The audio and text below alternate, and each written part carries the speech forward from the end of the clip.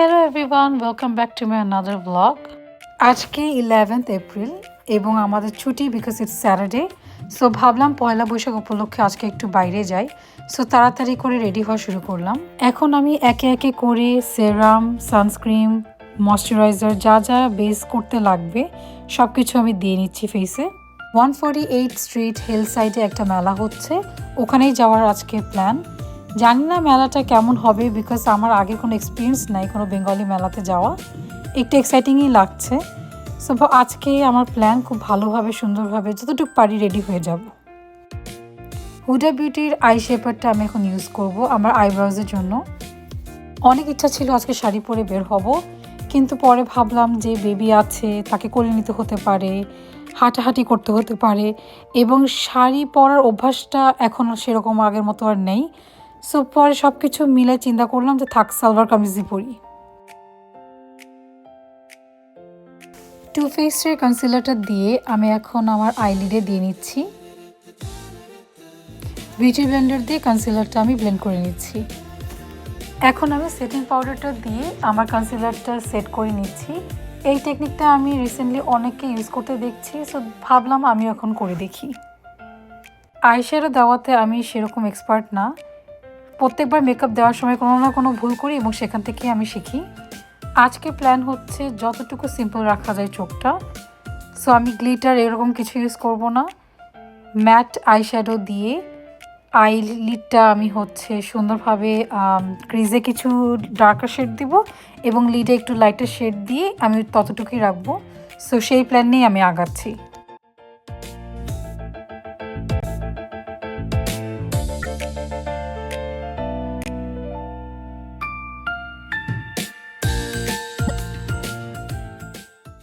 এখন একটা lighter shade নিয়ে আমার আইলিডে দিচ্ছি।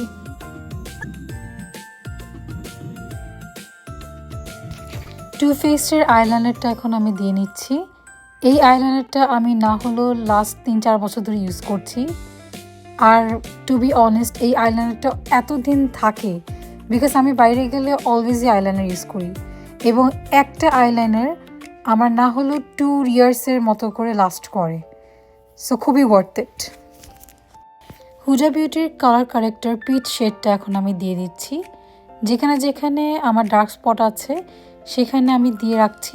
নার্সের পট কনসিলারটা আমি ইউজ করব আমার পিম্পলগুলো হাইড করার জন্য। আবারও আমার নোজের লেফট সাইডে অনেকগুলো পিম্পল না পস্টিউল একসাথে উঠেছে। পোস্টপার্টামের এটাই একটা প্রবলেম আমি অলওয়েজ ফেস করে আসছি। সো ওইটা আমি হাইড করার জন্য আমি পট কনসিলারটা ইউজ করব। একটা ক্লিন ব্রাশ নিয়ে আমি পট কনসিলারটা প্রত্যেকটা পস্টিউলের উপর আস্তে আস্তে করে প্রেস করে আমি কনসিলারটা বসিয়ে নিচ্ছি। একটা জিনিস আমি জাস্ট পয়েন্ট আউট করতে চাচ্ছিলাম, আমি কিন্তু কোনো ফিল্টার ইউজ করছি না, এটা আমার ভ্যানিটি লাইটিং। সো রিয়েল লাইফে যেরকম আমার স্কিনটা বা যা আপনি দেখতে পাচ্ছেন এটা পুরো ফিল্টার ছাড়া। নার্সের এই ফাউন্ডেশনটা আমি এখন ইউজ করব, শেড হচ্ছে পাঞ্জাব।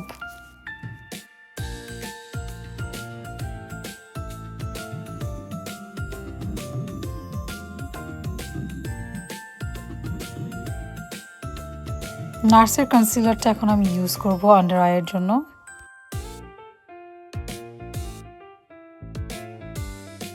রেয়ার বিউটির ব্রঞ্জারটা এখন আমি দিচ্ছি।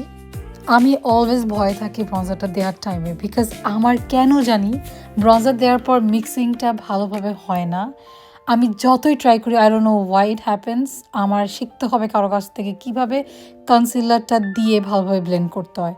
সো অ্যাগেন এভরি টাইম দিই, এভরি টাইম মিস্টেক করি এবং ওখান থেকে লার্ন করি।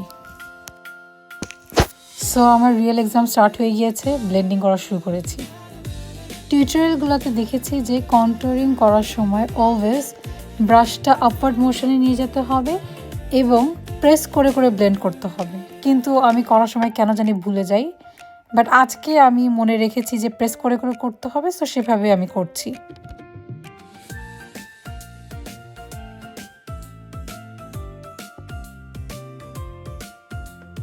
যা ভয় পাচ্ছিলাম তাই হয়েছে।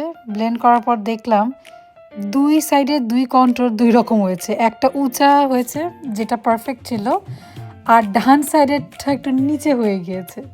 সো আমি তাড়াতাড়ি করে আমার ফাউন্ডেশন ব্রাশটা নিয়ে যেই সাইডে মিস্টেক করেছি সেটা মানে ভালোভাবে ফাউন্ডেশনটা দিয়ে আবার আমি মিশিয়ে নিয়েছি। এখন আমি আবার একটা ব্রঞ্জার স্টিক নিব, রেয়ার বিউটিটা, সেটা নিয়ে আমি আবার দিয়ে ব্লেন্ড করে নিব।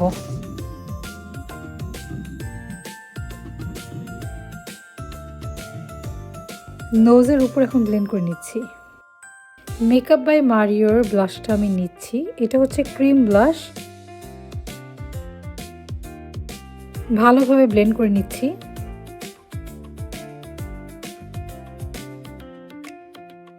কোসাসের সেটিং পাউডারটা দিয়ে আমি আমার আন্ডার আই, নোজের চারপাশে এবং আমার ফেসের সব দিকেই আমি সেটিং পাউডারটা দিয়ে প্রেস করে করে আমি পাউডারটা সেট করে নিচ্ছি ফাউন্ডেশনের উপর।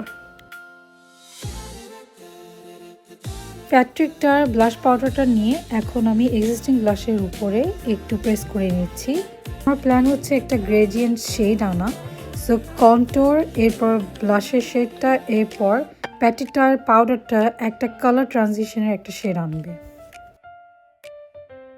রেয়ার বিউটির ব্লাশ হাইলাইটারটা এখন আমি আমার ব্লাশের উপর দিয়ে নিব যাতে একটা গ্লোই ফিনিশ আসে।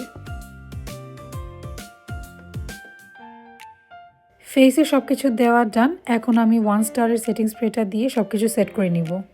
এখন হচ্ছে ট্রান্সফরমেশন টাইম। 3, 2, 1। কেমন লাগলো আপনাদের ম্যাজিকটা? আমি লিপ লাইনার দিয়ে আমার লিপসগুলো এঁকে নিচ্ছি।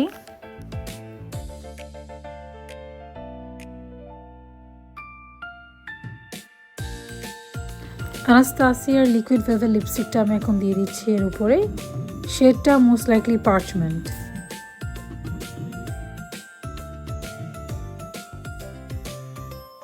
হুডা বিউটির থার্ড ডেট শেডটা এখন আমি এর উপরে দিয়ে নিচ্ছি।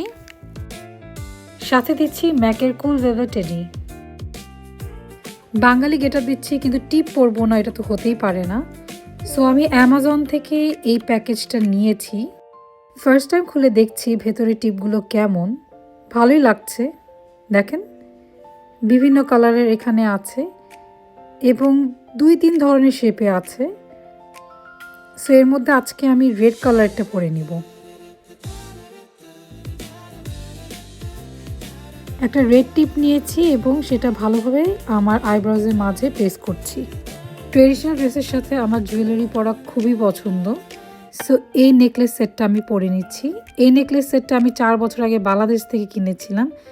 আমার মনেও না এক্স্যাক্টলি কোথা থেকে কিনেছিলাম, but most likely genetic plaza থেকে নিয়েছিলাম। ফাইনালি আমার মেকআপ ডান। প্লিজ আপনারা অবশ্যই আমাকে কমেন্টে বলবেন আমার মেকআপটা কেমন হয়েছে। আমরা সবাই রেডি হয়ে গিয়েছি, এখন বের হয়ে যাব। আজকের প্ল্যান হচ্ছে আমরা হিল সাইডে কিছু মেলা বসেছে, ওখানে যে একটু দেখা যে পহেলা বৈশাখ উপলক্ষে কি কি আছে এবং আপনাদেরকেও আমি আমাদের সাথে রাখবো। So stay tuned. I am very satisfied with my makeup today. অনেক ডিফারেন্ট একটা অ্যাপ্রোচ নিয়েছি। আমি ইউজুয়ালি টিপ পরি না বা সালভার কামিজের সাথে এরকম হেভি জুয়েলারি পরি না, বাট ওভারঅল গেট আপটা একটু ডিফারেন্ট হয়েছে দেখে আমার খুবই ভালো লাগছে। আমরা রওনা দিয়ে দিয়েছি, বেশিক্ষণ লাগবে না যেতে, অ্যারাউন্ড 20 মিনিটস।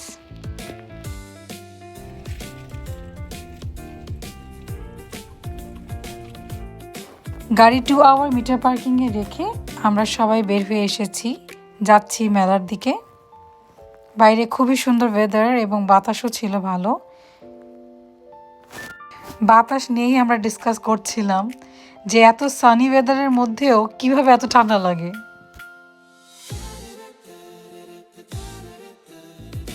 সামনে আমার হাজব্যান্ড বেবিকে স্ট্রলারে নিয়ে যাচ্ছিল। সো বেশিক্ষণ হাঁটার পথ ছিল না, অ্যারাউন্ড 3 মিনিটস ছিল এবং আমরা অলমোস্ট চলে এসেছি।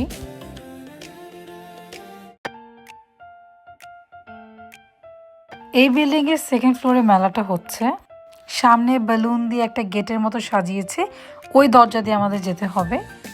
মেলার পোস্টারটা দেখলাম এখানে ঝুলিয়ে রেখেছে, খুবই সুন্দর করে বেলুন দিয়ে সাজানো গেটটা। এখন আমরা দরজা খুলে এর মধ্যে ঢুকবো। মেলাতে ঢুকে দেখলাম অনেকগুলো ভেন্ডার এখানে ছিল, বিভিন্ন ধরনের দেশীয় আইটেম এখানে ডিসপ্লে করা এবং আসলে দেখতে এত ভালো লাগছিল। বাঙালি ট্রেডিশনাল কাপড় থেকে শুরু করে জুয়েলারি, ব্যাগ, আরও অনেক কিছু এখানে ছিল। সো আমি একে একে করে প্রত্যেকটা টেবিলের ডিসপ্লে দেখছিলাম।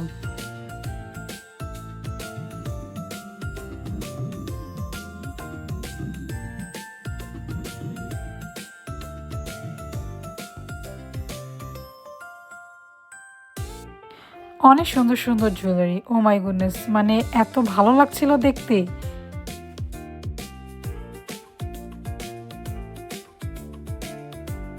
কিছু কাশ্মীরি ব্যাঙ্গলসও দেখছিলাম এখানে আছে। অনেক ধরনের নেকলেস সেট ছিল।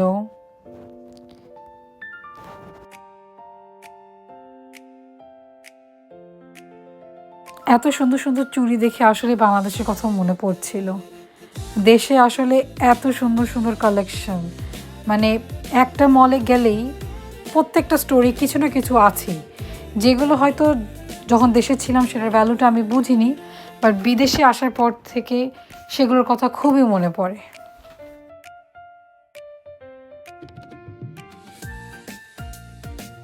খুবই সুন্দর সুন্দর চুড়ি এখানে, এত সুন্দর সুন্দর ভ্যারাইটি কালারের।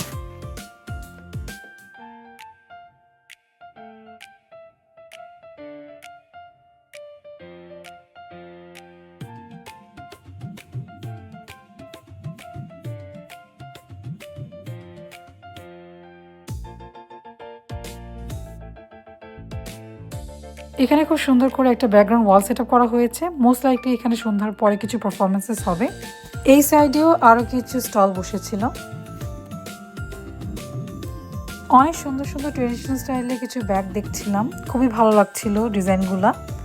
এবং অন্যদিকে দেখলাম অনেক সুন্দর সুন্দর জুয়েলারি কালেকশন। প্রাইস রেঞ্জটা আমি বলবো একটু এক্সপেন্সিভই ছিল। বাংলাদেশের অনুযায়ী যদি চিন্তা করেন তাহলে আসলে অনেক এক্সপেন্সিভ ছিল, বাট নিউ ইয়র্ক হিসেবে ইট ওয়াজ অ্যাভারেজ, বাট এগেন একটু কম হলে একটু ভালো হতো। রিসেন্ট ইনফ্লেশনের সাথে আসলে সব কিছুরই প্রাইস অনেক বেড়েছে। That includes clothing, perfume, makeup, jewellery, everything.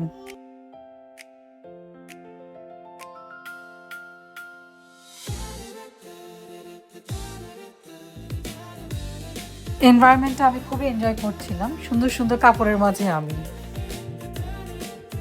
পিছিয়ে অনেক মজার মজার বাংলাদেশের গান চলছিল, সো আমেজটা আসলে খুবই ভালো লাগছিল।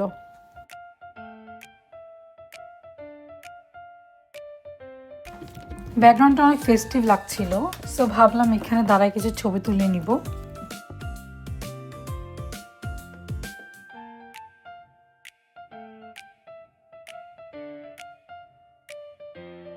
মেলা ঘোরা শেষ, এখন আমরা বের হয়ে আসব। এখন বাজে বিকাল 4টা। সো অনেকক্ষণ হয়ে গিয়েছে, লাঞ্চ আমরা করিনি, সো খিদাও পেয়েছে। প্লাস এখন বেবির জন্য অনেক দেরি হয়ে যাচ্ছে, সো ভাবলাম যে বাসায় এর থেকে চলে যাই। সো একবারই লাঞ্চ কিনে আমরা বাসায় চলে যাব। সো একটু লাস্ট মিনিট বেলুনের সামনে একটু কিছু পোজ দিচ্ছি। কিছু ছবি তোলা আর হয় নাই, বাতাস ছিল অনেক, বাট কিছু ভিডিও করে নিলাম। আমরা এখন আল আকসা রেস্টুরেন্টের সামনে, আমাদের লাঞ্চ টেক আউট নেওয়া শেষ। এখন রাস্তাটা পার হলেই আমাদের গাড়ি পার্ক করা ওখানে। নববর্ষ উপলক্ষে বাবুকেও আমি ট্রেডিশনাল পরিয়েছিলাম আমার ড্রেসের সাথে কালার ম্যাচ করে। এখন রাস্তা পার হওয়া পালা। মেলাতে বেশ কিছুক্ষণ থাকার পরে আমরা সোজাসুজি আল আকসা রেস্টুরেন্টে চলে আসছিলাম। ওখান থেকে বিফ তেহেরি, চিকেন রোস্ট এবং এই শুটকি ভর্তাটা আমরা টেক আউটে নিয়ে নিয়েছি এবং সরাসরি বাসায় চলে এসেছি এবং এখন আমরা এটা এনজয় করে খাবো। তো আজকে এই ব্লগটা এখানেই শেষ করছি। আশা করি আপনাদের সাথে আরেকদিন দেখা হবে আরেকটা ব্লগে। Till then stay safe and take care.